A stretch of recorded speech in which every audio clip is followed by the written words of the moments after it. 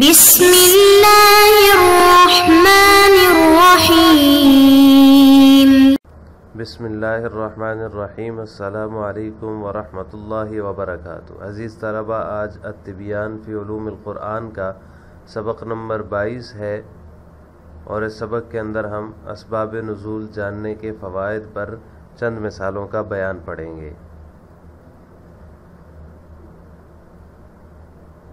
اسباب نزول کی معرفت کا کیا فائدہ ہے، اس کی پہچان کے کیا فوائد ہیں، اس پر مصنف رحمہ اللہ تعالیٰ نے چند مثالوں کا تذکرہ کیا ہے۔ ان مثالوں میں سب سے پہلی مثال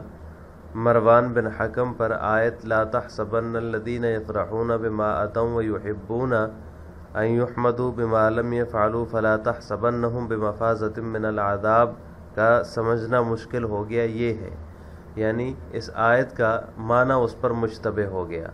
تو ابن عباس رضی اللہ تعالی عنہما نے اس کے اشکال کو رفع کیا، ختم کیا اور فرمایا کہ یہ آیت یہود کے بارے میں نازل ہوئی ہے۔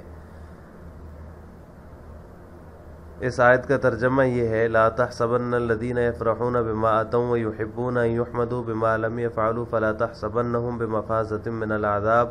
جو لوگ ایسے ہیں کہ اپنے کردار پر خوش ہوتے ہیں اور جو کام نہیں کیا اس پر چاہتے ہیں کہ ان کی تعریف ہو، تو ایسے شخصوں کو ہرگز یہ خیال مت کریں کہ وہ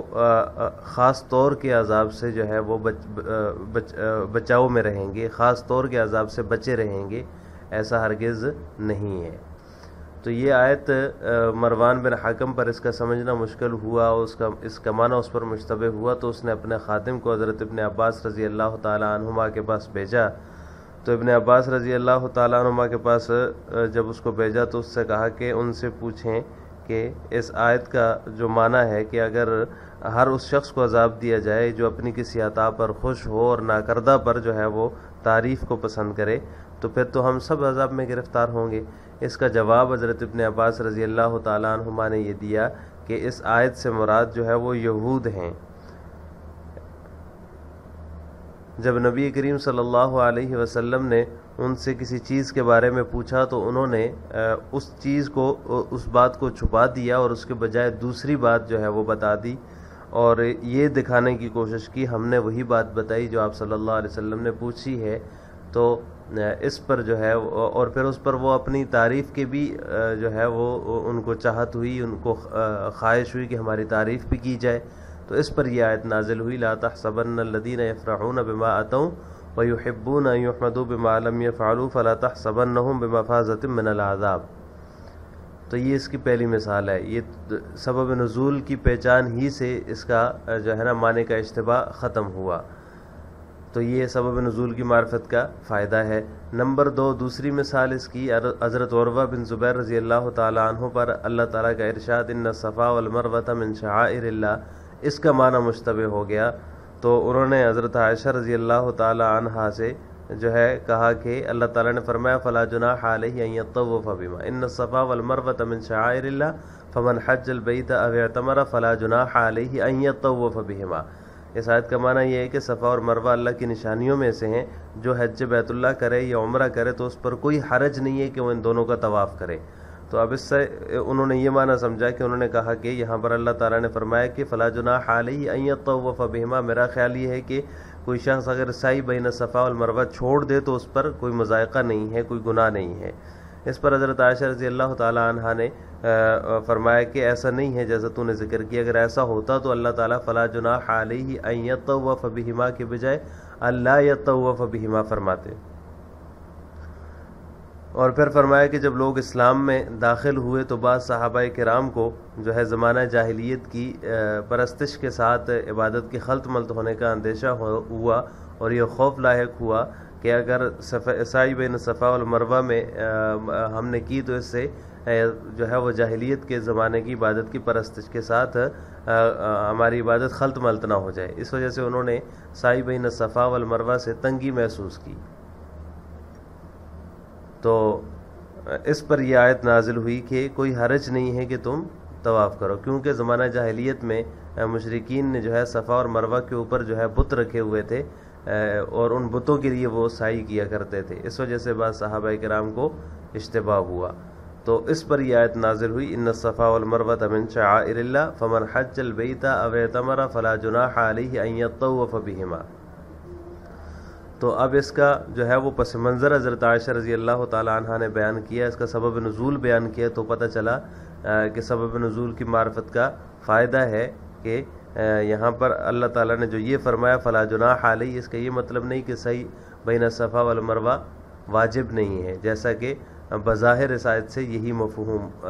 سامنے آتا ہے۔ اس کی تیسری مثال اللہ تعالیٰ کا فرمان ہے واللائی یئسن من المحیض من نسائکم ان ارتبتم فعدتہن ثلاثۃ اشہر۔ اب بعض ائمہ کرام کو اس فرمان میں شرط کے معنی سمجھنے میں دشواری ہوئی، ان پر اس میں جو شرط کا معنی ہے وہ مشتبہ ہو گیا، تو اصحاب ظواہر نے کہہ دیے کہ ایسا عورت پر عدت نہیں ہے، حالانکہ ان کی یہ غلطی ہے اور یہ غلطی سبب نزول ہی کی وجہ سے جو ہے وہ آشکارا ہوئی ہے، کیونکہ آیت کے اندر ان لوگوں سے خطاب ہے جو ان عورتوں کی عدت کے حکم سے ناواقف ہیں اور شک میں مبتلا ہیں کہ آیا ان پر عدت ہے یا نہیں۔ تو ان ارتبتم فعدتہن اس کا معنی ہوگا اگر تم پر ان کا حکم مشکل ہو جائے اور تمہیں معلوم نہ ہو کہ ان کی عدت کیسے شمار کی جاتی ہے، تو ان کا حکم یہ ہے فعدتہن ثلاثۃ اشہر کہ ان کی عدت 3 مہینے ہے۔ اور اس طرح جب بعض صحابہ کرام رضوان اللہ تعالی علیہم اجمعین نے کہا کہ بعض ان عورتوں کی عدت کے بارے میں حکم قرآن کے اندر ذکر نہیں کیا گیا جو کہ بچیاں ہیں یا پھر ناامید عورتیں ہیں، ناامید عورتیں مطلب جن کو کبر سنی کی وجہ سے حیض نہیں آتا ان کو ناامید کہا جاتا ہے، تو یہ آیت کریمہ نازل ہوئی جس نے ان میں سے ہر ایک کا حکم جو ہے وہ صراحت کے ساتھ بیان کر دیا۔ تو اب یہ جو ہے سبب نزول ہی کی معرفت کی وجہ سے ہی ہوا، ورنہ تو بعض نے تو یہ کہہ دیا کہ ایسا عورت جو ہوتی ہے اس پر کوئی عدت ہی نہیں ہے، جیسے کہ اصحاب ظواہر ہیں۔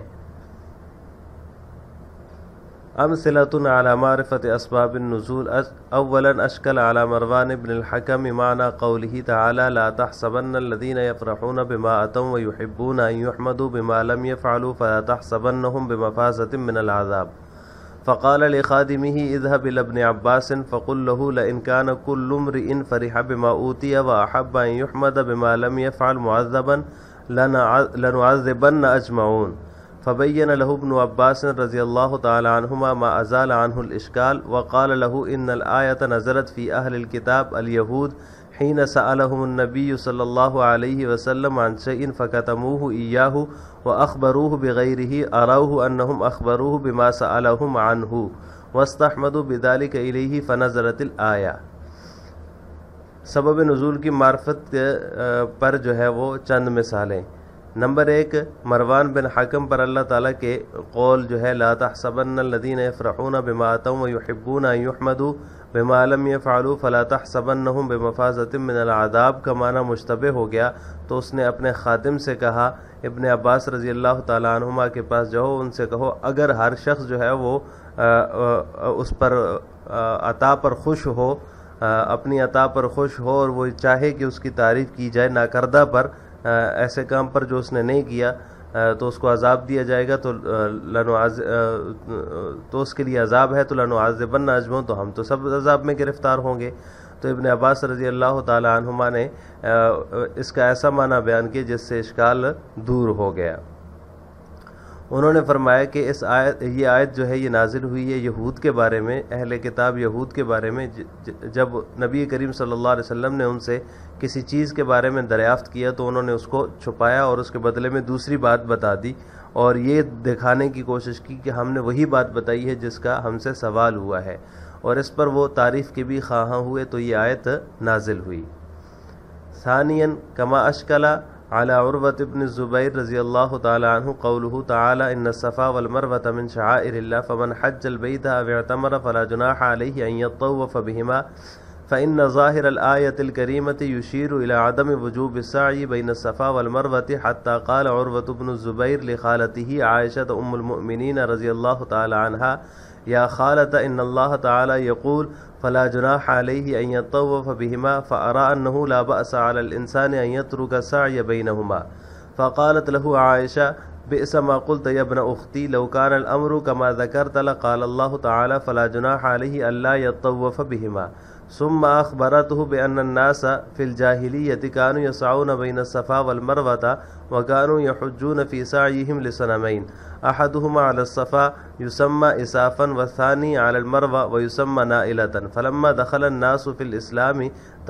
تحرج بعض الصحابة من السعي بينهما خشية أن يلتبس الأمر بعبادة الجاهلية فنزلت الآية الكريمة تدفع عنهم الإثم والحرج وتوجب عليهم السعي لله تعالى لا للأصنام. فقد ردت عائشة على عروة فهمه وكان ذلك بسبب النزول. دوسری مثال یہ ہے کہ اللہ تعالیٰ کا فرمان ان الصفا والمروۃ من شعائر اللہ فمن حج البیت او اعتمر فلا جناح علیہ ان یطوف بہما کا جو ہے معنی مشتبہ ہو گیا عروہ بن زبیر رضی اللہ تعالیٰ عنہ پر. تو بے شک جو آیت کا ظاہر ہے وہ اس سے اس بات کی طرف اشارہ ملتا ہے کہ سعی بین صفا والمروہ واجب نہیں ہے. یہاں تک کہ عروہ بن زبیر نے اپنی خالہ عائشہ ام المؤمنین رضی اللہ تعالیٰ عنہا سے کہا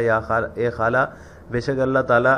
فرماتے ہیں کہ فلا جناح علیہ ان یطوف بہما، کوئی حرج نہیں ہے کہ اگر کوئی ان دونوں کا طواف کرے. تو میں سمجھتا ہوں کہ انسان کے اوپر کوئی حرج نہیں ہے، کوئی گناہ نہیں ہے کہ وہ ان دونوں کی سعی کو چھوڑ دے. فقالت لہ عائشہ، تو حضرت عائشہ رضی اللہ تعالیٰ عنہا نے ان سے کہا بئس ما قلت یا ابن اختی، بانجے کتنا ہی برا کہا تو نے. اگر معاملہ ایسے ہی ہوتا جیسے کہ تو نے ذکر کیا تو اللہ تعالیٰ فلا جناح علی اللہ یطوف بہما فرماتے. پھر بتایا کہ لوگ جو ہے جاہلیت کے اندر صفا اور مروہ کے درمیان سعی کرتے تھے اور انہوں نے اپنی سعی میں جو ہے وہ دو بتوں کی وہ پرستش کرتے تھے. ان میں سے ایک کا نام جو ہے وہ اساف تھا جو کہ صفا پر تھا، اور دوسرے کا نام نائلہ تھا جو کہ رکھا ہوا تھا مروہ پہاڑی کے اوپر. جب لوگ اسلام میں داخل ہوئے تو بعض صحابہ نے ان دونوں کے درمیان سعی سے جو ہے وہ تنگی محسوس کی، اس خوف سے کہ کہیں معاملہ جو ہے وہ جاہلیت کی عبادت کے ساتھ ملتبس نہ ہو جائے، خلط ملط نہ ہو جائے. تو یہ آیت کریمہ نازل ہوئی جس نے ان سے گناہ اور حرج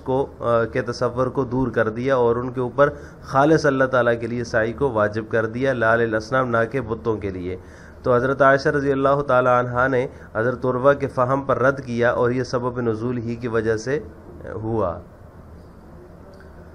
ثالثا اشکل على بعض الائمة معنى الشرط في قوله تعالى واللائي يئسن من المحيض من نسائكم ان ارتبتم فعدتهن 3 أشهر حتى قال الظاهرية ان الآيسة التي انقطع دم الحيض عليها لكبر السن لا عدة عليها اذا لم ترتب وقد تبين خطأ فهمهم بسبب النزول. فإن الآية خطاب لمن لم يعلم ما حكمهن في العدة وارتاب هل عليهن عدة أم لا، فيكون معنى إن ارتبتم أي إن أشكل عليكم حكمهن وجهلتم كيف يعتدون فهذا هو حكمهن. وقد نزلت هذه الآية بعد أن قال بعض الصحابة إن عدة بعض النساء لم تذكر في القرآن وهن الصغيرات والآئسات، فنزلت الآية الكريمة تبين حكم عدة كل منهن والله أعلم. اس کی تیسری مثال یہ ہے کہ بعض ائمہ پر شرط کا معنی جو ہے مشتبہ ہو گیا اللہ تعالیٰ کے فرمان واللائی یئسن من المحیض من نسائکم کے اندر، یہاں تک کہ ظاہریہ نے کہہ دیا کہ آئسہ عورت پر جس کا جو ہے وہ کبر سنی کی وجہ سے دم حیض منقطع ہو جائے اس پر کوئی عدت نہیں ہے جب اسے شک نہ ہو، یعنی آئسہ ہونے میں شک نہ ہو. اور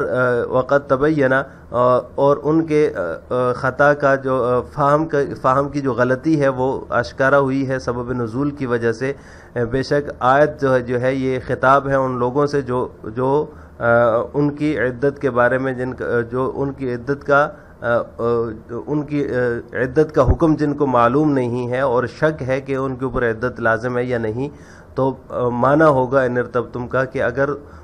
تم پر جو ہے وہ ان کا حکم جو ہے وہ مشکل ہو جائے، مشتبہ ہو جائے اور تمہیں معلوم نہ ہو کہ ان کی عدت کیسے شمار کرنی ہے تو یہ ان کا حکم ہے. اور یہ آیت جو ہے وہ بعض صحابہ کے کہنے کے بعد نازل ہوئی ہے کہ بعض عورتوں کی عدت جو ہے وہ ذکر نہیں کی گئی قرآن کے اندر اور وہ صغیرات بچیاں ہیں یا پھر